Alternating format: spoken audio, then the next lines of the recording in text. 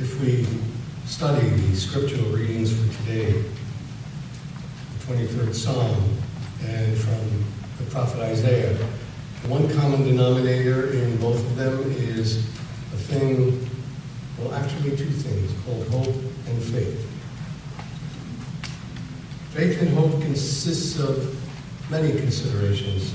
For example, there is an undying wish for a life of contentment and fulfillment.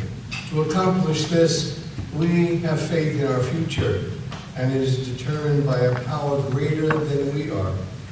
Then there is the belief that doing good and acting kindly will find favor with God. Of course, the main ingredient, again, is faith and hope. It has been said that life is funny. Perhaps at times it is. But most often we encounter episodes that are testing our faith and even cause doubt in our purpose and our existence. We sometimes look at life through rose-colored glasses, and when reality sets in, we are stunned and amazed, perplexed. Poof, there goes our faith right out the window. Many tragedies have occurred in our lifetime. All of us can relate to that. The psalmist even talks about it. When he talks about walking through the valley of the shadow of death, it's an indication to us that there will be times in our life when we will experience defeat and agony and upheaval. But then we walk through the valley understanding that there is another day. There is redemption. And redemption comes with light. Sometimes we forget all that we enjoy in life, all that humanity has to offer. We dreamed when we were younger about unimaginable things, and somehow or another those dreams seem to disappear or fade. And then we read the words of Isaiah and realize that even though his message is one of despair, it is also one of hope. We gain a better understanding of how God works, how we fit into this design, how to realize that hardships that we encounter can bring redemption. We even just learned of it during the Easter and Passover experience. That redemption sometimes comes with ordeal and comes with great sacrifice. You know, you hear the story or you read the story about the parting of the sea, and the Israelites reached the other side. But what we learn from that experience is that even though Moses raised his arms, the sea didn't part until the first person put his foot into the water. The thought there is to remember that even though we look for salvation and redemption, it does not come unless we're willing to make the sacrifices necessary to achieve it.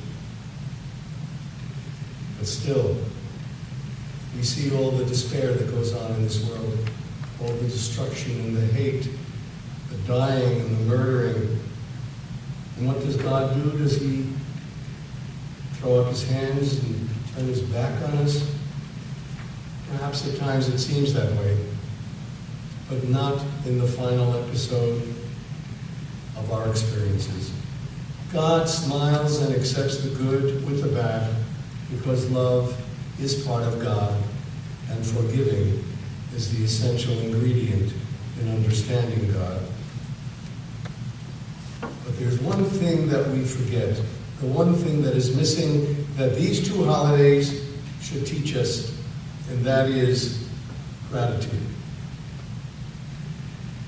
There are times perhaps when we don't feel so grateful, and I'm sure we could think of many situations.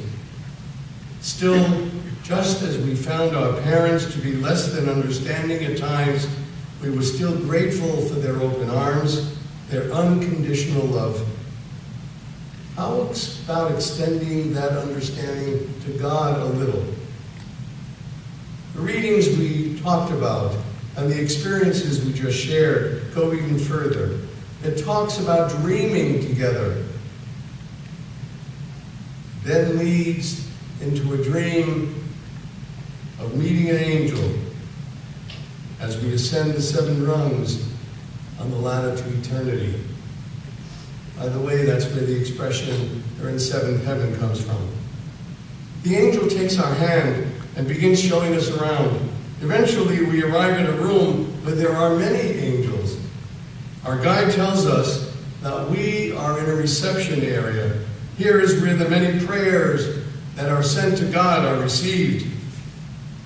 This place where prayers are delivered is so busy with so many petitions from all over the world. Then they are distributed to the various sections to be considered by the angel in charge of that section.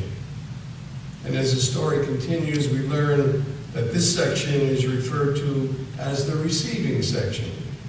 All the requests are then sorted for distribution and eventually delivered to God.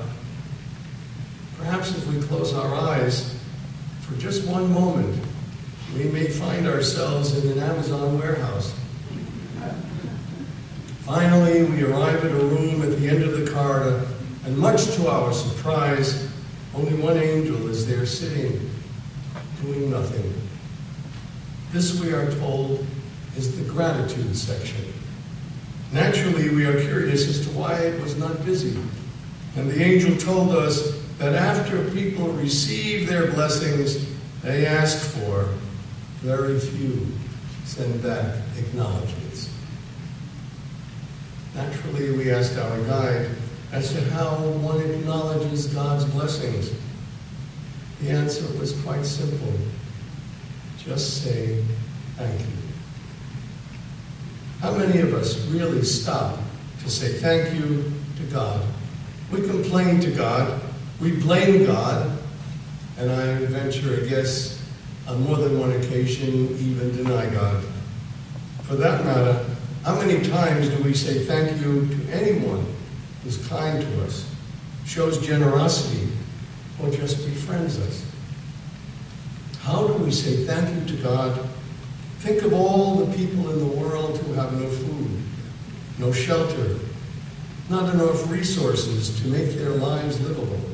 Think of all the people in the world who are ill with no hope for recovery, imprisoned, lonely, or maimed.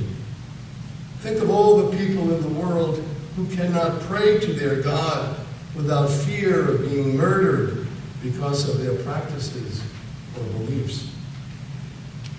Then bow your head and give thanks to a God who is there and is here this very moment, this day, when we should express our gratitude for the renewal we just experienced during these 2 major holidays.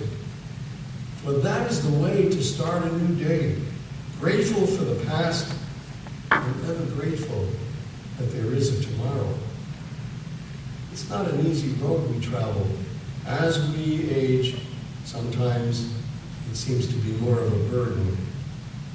But if we say thank you enough, maybe our attitudes and the results of our positive response will make all the difference in how we live our lives, and at the same time extend our hand to others, so that we can say thank you again the next day, and the next day, and yes, the next day as well.